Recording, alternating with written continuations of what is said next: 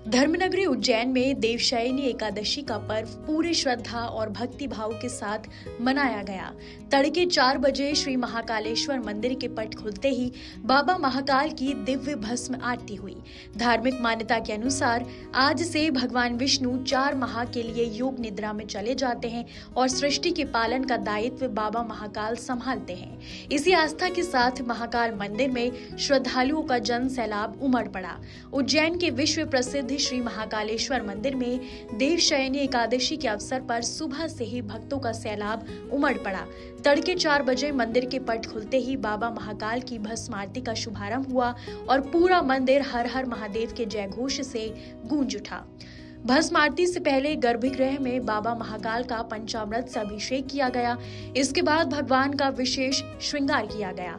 इस अवसर पर बाबा महाकाल को वैष्णव तिलक लगाया गया, जो इस पर्व की विशेष परंपरा मानी जाती है। साथ ही बेलपत्र और मखाने की माला अर्पित कर विशेष पूजा अर्चना की गई। कपूर आरती के बाद बाबा महाकाल को नवीन मुकुट धारण कराया गया और महानिर्वाणी अखाड़े की ओर से भस्म अर्पित की गई। इस दिव्य भस्म आरती के दर्शन के लिए देश भर से पहुंचे श्रद्धालुओं में खासा उत्साह देखने को मिला।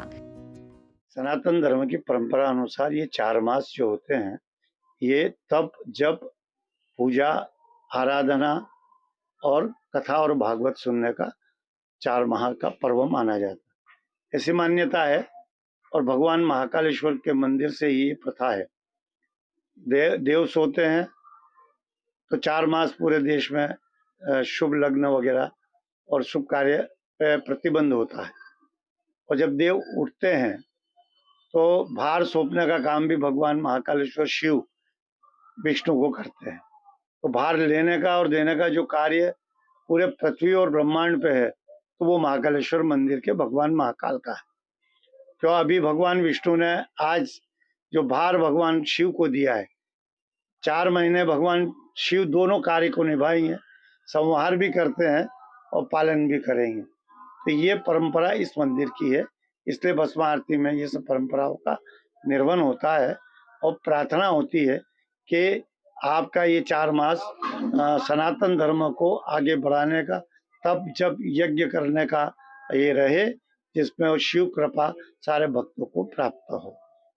हाँ, 2 प्रथा है, एक तो ये ही, लेकिन एक प्रथा ये भी है मानी जाती है कि जब भगवान विष्णु से जब भगवान बलि ने ये मांग कर ली थी कि आप मेरे साथ रहेंगे, तो भगवान पाताल में उनके राज्य पर चले गए थे, तो पृथ्वी का भार डोलने लगा था।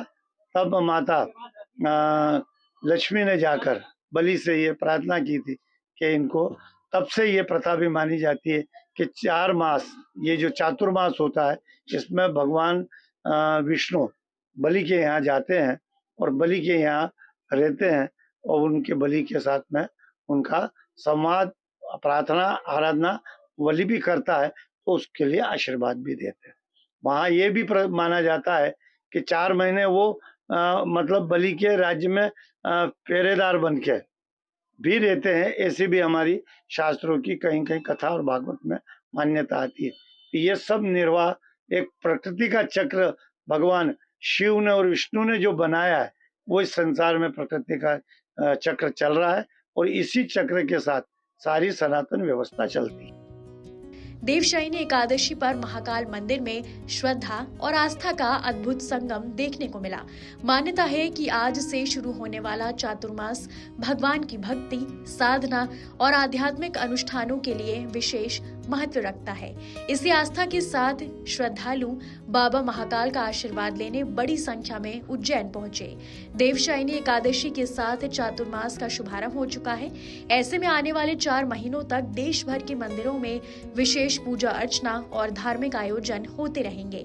उज्जैन के महाकाल मंदिर में भी भक्ति और आस्था का ये क्रम लगातार जारी रहेगा। आपके राज्य की खबरें, आपके शहर की खबरें सबसे पहले जानने के लिए देखते रहें अमर उजाला।